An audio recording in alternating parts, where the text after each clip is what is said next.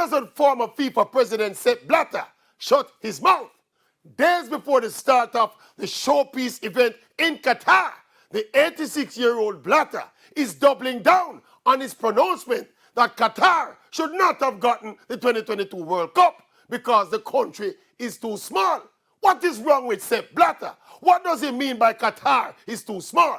That means the 6 or 7 stadia built for the World Cup can't hold another country. The hotels in Qatar are going to spill over into neighboring countries. Come on, man. The World Cup was awarded to Qatar in 2010. That is now 12 years ago. And now all of a sudden, on the road to Damascus, Sepp Blatter is repenting, saying he did not vote for the Qatar hosting the World Cup because it was too small. What about the then philosophy of spreading football to as much of the confederations as possible? What is wrong with that? You know, me feels that Sepp Blatter is trying to make some peace with the people he offended. Him just say some things to ease the pressure that he's under.